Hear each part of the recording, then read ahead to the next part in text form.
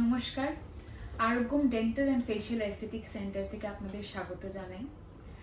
আমাদের এখন weather change হচ্ছে, শীত পড়ছে, আর শীতই বয়ে নিয়ে আসছে অনেক রকমের রোগ। আর সেই রোগ প্রকটতম হয়ে উঠছে এই সময়। তার মধ্যে অন্যতম হচ্ছে অ্যাজমা বা শ্বাসকষ্ট, যেটা আপনাদের ভাষায় বলা হয়। অ্যাজমা নিয়ে আজকে আমাদের এই অনুষ্ঠান। আর আমাদের সাথে আছেন ডক্টর দেবাশিস সরকার, আমি doctor Susmi Chakraborty. Asthma related মুখের ভেতরে কি কি চেঞ্জেস আসে সে নিয়ে আজকে আমরা ডিসকাশন করব। কিছু প্রশ্ন আমি অ্যাজ আ ডক্টর আমার কিছু রয়েছে, সেগুলো আমি ডক্টরের কাছে জিজ্ঞেস করে নেব।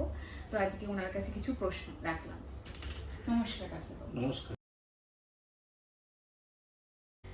তো আমি জিজ্ঞেস করতে চাইছি যে অ্যাজমা পেশেন্টদের মুখের ভেতরে কি কি চেঞ্জেস আসে, যখন তাদের অ্যাজমা আছে মুখের ভেতরে কি কি চেঞ্জেস আমরা দেখতে পাবো? অ্যাজমা পেশেন্টদের দুটো স্টেপ আমরা যদি ধরি, প্রথম হলো বাচ্চাদের ক্ষেত্রে, একটা অ্যাডাল্টদের ক্ষেত্রে।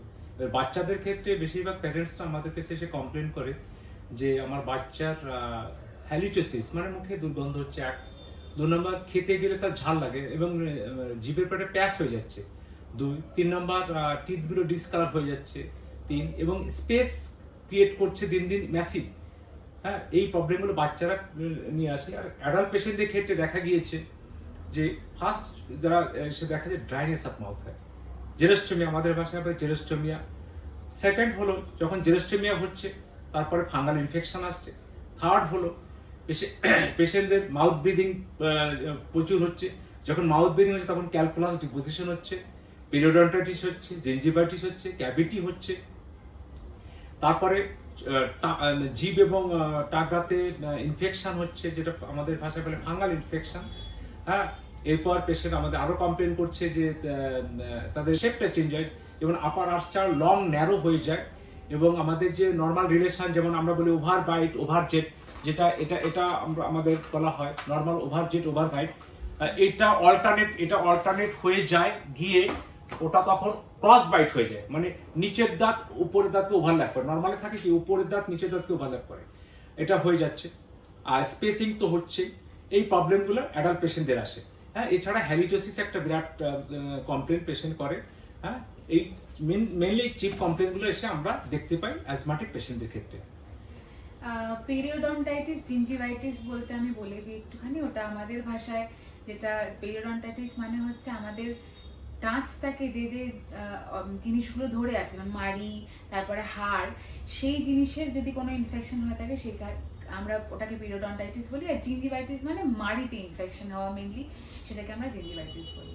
আচ্ছা, আপনি বললেন যে ড্রাইনেস অফ মাউথ মানে মুখটা শুকিয়ে যাওয়া, সেটা কি কি কারণে হতে পারে?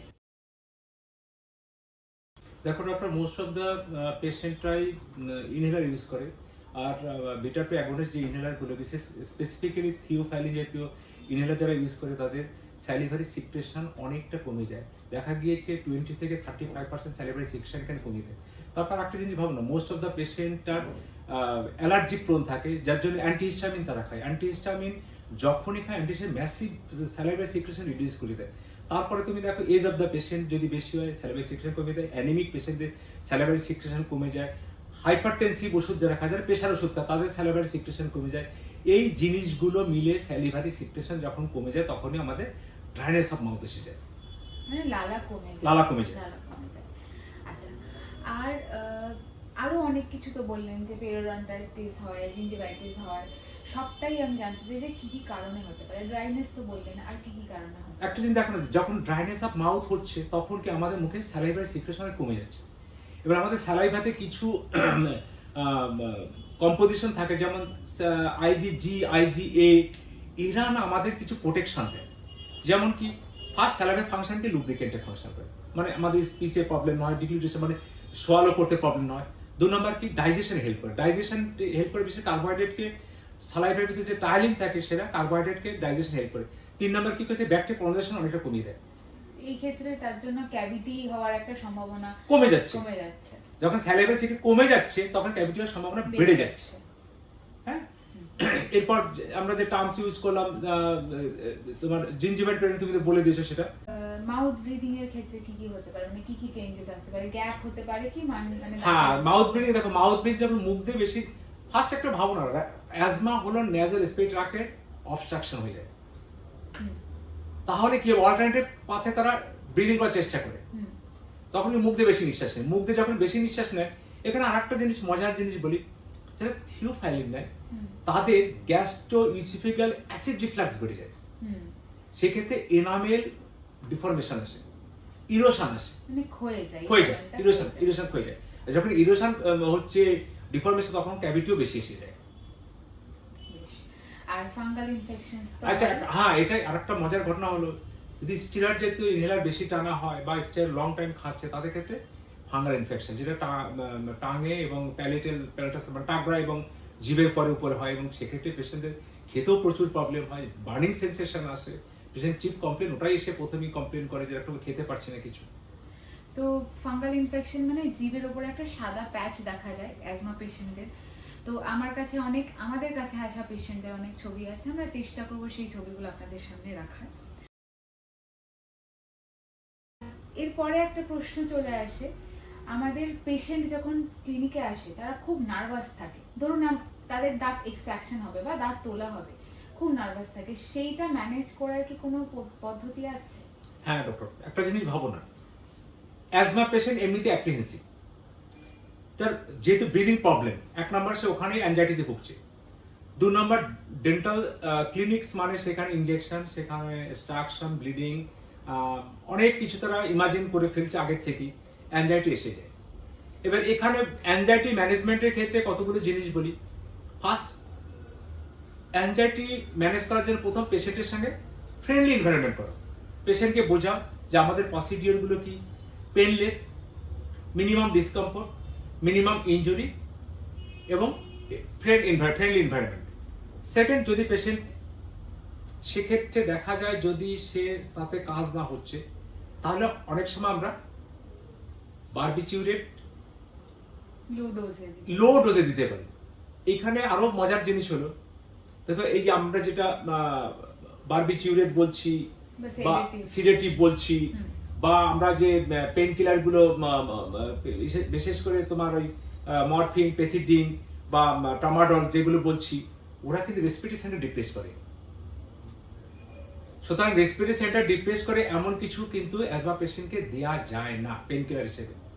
এক্ষেত্রে একটা জিনিস বলবো, বিশেষ করে আইভি দেওয়া যাবে না, খুব লো ডোজে বেনজোডাইজিপাম খুব লো ডোজে তুমি ওরালি দিতে পারো সেটা, এবং সেটা কি রাতে দিলে পরদিন সকালে একটা খেয়ে এলো, অপারেশন কমপ্লিট, আর দরকার নেই। এইভাবে অ্যাংজাইটি ম্যানেজমেন্ট করা যেতে পারে। এখানে আরো কিছু কোশ্চেন আছে, যেমন বলি emotional upset, stress asthma precipitate করে। সুতরাং পেশেন্ট যেন ইমোশনালি ডিপ্রেস না থাকে বা স্ট্রেসফুলি না থাকে, তাহলে কিন্তু ক্লিনিকে তাকে ম্যানেজ করা ইজি হবে। মানে প্রথমেই আমাদের অ্যাসিওরেন্স দিতে হবে যে এটা একটা ফ্রেন্ডলি এনভায়রনমেন্ট, এখানে এতটা ভয় পাওয়ারও কিছু নয়, আমরা আছি, কিছু হলে আমরা চেষ্টা করব প্রোটেকশন দেওয়ার। যে প্রথমেই আমি বললাম যে ঠান্ডা, এই যে শীত আসছে, এই জন্য আমি জিজ্ঞেস করতে চাইছি ঠান্ডার কথাটা, কোনো কি স্পেশাল টাইম আছে অ্যাপয়েন্টমেন্ট দেওয়ার পেশেন্টদের? আমি ওই জন্য ওয়েদারের কথাটা আনলাম, যে কোনো স্পেসিফিক টাইমে কি আমি তাদের ডাকবো আমার ক্লিনিকে? হ্যাঁ, ডেফিনেটলি। দেখো তুমি একটা জিনিস ভাবো না, অ্যাজমা প্রেসিপিটেটিং ফ্যাক্টরের মধ্যে একটা হলো লো টেম্পারেচার, কোল্ড এয়ার, ফগ। এরা কি করে অ্যাজমা প্রেসিপিটেট করে? এক্ষেত্রেই কোশ্চেন আনসার এসে যাচ্ছে, তুমি আর্লি মর্নিং, লেট ইভিনিং কখনো তাকে অ্যাপয়েন্টমেন্ট দেবে না। তার মানে কখনো অ্যাপয়েন্টমেন্ট দেবে? লেট আফটারনুন বা লেট মর্নিং, আফটারনুন ও লেট মর্নিং তাকে অ্যাপয়েন্টমেন্ট দেবে যখন টেম্পারেচার ফেভারিট থাকে এবং ফগ না থাকে, কোল্ড এয়ার না থাকে, এমন টাইমে তাকে অ্যাপয়েন্টমেন্ট দেবে, যাতে তার অ্যাজমা অ্যাটাকের ইন্টেন্সিটিটা বিশেষ করে ক্লিনিক টাইমে যেন না হয়। আর পেশেন্ট আমাদের কাছে আসার আগে কি কি প্রিকশনস নেবে? হ্যাঁ, বেশ কিছু প্রিকশন নেওয়া উচিত। এক নম্বরে, ধরো কোনো অপারেশন হচ্ছে তার আগে একটা মাস্টার প্ল্যান করো ফার্স্ট। সেকেন্ড হলো পেশেন্ট কি কি ওষুধ খাচ্ছে সেগুলো দেখে নাও, বিশেষ করে স্টেরয়েড জাতীয় ওষুধ খাচ্ছে কিনা, তার সাপ্লিমেন্টারি দরকার আছে কিনা। 3 নম্বর, অ্যান্টিবায়োটিক পারফেক্টলি যেন দেওয়া হয়, কারণ কিছু অ্যান্টিবায়োটিক কিন্তু তোমার অ্যাজমা পেশেন্টদের অ্যাজমা প্রেসিপিটেট করে। সেটা নিয়ে আমি পরে আসছি। 4 ওরাল হাইজিন মেনটেন করবে পেশেন্ট, প্রপারলি ব্রাশ করবে, মাউথ রিঞ্জ করবে, ক্লোরেক্সিডিন গ্রুপের মাউথ ওয়াশ দিয়ে মাউথ রিঞ্জ করবে 2 বার করে বা 3 বার করে। সেক্ষেত্রে কলোনাইজেশন বা কন্টামিনেশন বা ক্রস ইনফেকশনের চান্স কমে যাচ্ছে, পেশেন্টের সেকেন্ডারি ইনফেকশনের চান্স কমে যাচ্ছে, প্রপার অ্যান্টিবায়োটিক খেয়ে আসবে। এই জিনিসগুলো প্রিকশন যদি নিয়ে আসে তাহলে কিন্তু অনেক ক্ষেত্রে, শুধু অ্যাজমার ক্ষেত্রে না, সেপ্টিসিমিয়া তুমি রোধ করতে পারো, হ্যাঁ, বা অন্যান্য প্রবলেমগুলো তোমার যে সিস্টেমিক এখান থেকে টার্ন নিতে হবে সেগুলো প্রিভেন্ট করা যেতে পারে। হ্যাঁ, আরেকটা দুটো পয়েন্ট আমি অ্যাড করি, সেটা হচ্ছে যে পেশেন্টরা যারা অ্যাজমা পেশেন্ট তাদের তো ইনহেলার থাকবে, তারা যেন সাথে ইনহেলারটা নিয়ে আসে, যাতে কোনোভাবে যদি এখানে অ্যাজমা অ্যাটাক হয় তাহলে সেটা ইনহেলার দিয়ে মানে রোধ করা যায়। একদম ঠিক। আর পেশেন্টের বাড়ির লোকেদের নিয়ে আসবে সাথে করে, আর টাইট জামা কাপড় পরা একটু অ্যাভয়েড করবে, যাতে খোলামেলা থাকে, পেশেন্ট ব্রিথ করতে পারে ভালোভাবে। পেশেন্টের চেয়ার পজিশনস নিয়ে কিছু বলবেন, মানে পেশেন্টকে এখানে আমি যেভাবে শোয়াবো তার সেই পজিশনে কোনো চেঞ্জেস কি আনা দরকার আছে? আপরাইট পজিশনে রাখাই ভালো, অথবা সেমি সুপাইন পজিশনে বলা হয়। সুপাইন পজিশনে রাখা যায় না। এখানেও একটা মজার ঘটনা বলি, সুপাইন পজিশন যদি আমরা রাখি তাহলে অর্থোপেনিয়া। এই অর্থোপেনিয়াটা কি জিনিস বলি, ধরো আমরা যখন ঘুমিয়ে পড়ছি, শুয়ে পড়ছি সুপাইন পজিশনে, আমাদের পায়ের থেকে মাথার দিকে ব্লাড সার্কুলেশন অনেক বেড়ে যাচ্ছে। যখন ব্লাড সার্কুলেশন বাড়ছে তখন হার্টের ফাংশন বাড়ছে এবং লাংয়ের ফাংশন বাড়ছে। এবার নর্মাল পেশেন্টদের সেইটা ওভারকাম করা ইজি, কিন্তু যখন একটা অ্যাবনর্মাল পেশেন্ট হয় তখন কিন্তু তার প্রবলেম হয়ে যায়, যেটাকে আমরা অর্থোপেনিয়া বলছি আর কি। হ্যাঁ, ওই জন্য বলা হয় আপরাইট পজিশনই বেস্ট পজিশন। হ্যাঁ, আপরাইট বা সেমি সেমি পজিশন ক্লিনিক্সে বেস্ট পজিশন। ডেন্টাল ক্লিনিকে অনেক জিনিস থাকে যেগুলো অ্যালার্জি প্রেসিপিটেট করতে পারে, যেমন ধরুন গ্লাভস বা অনেক কিছু আছে যেগুলো আপনাকে আমার জিজ্ঞেস করার।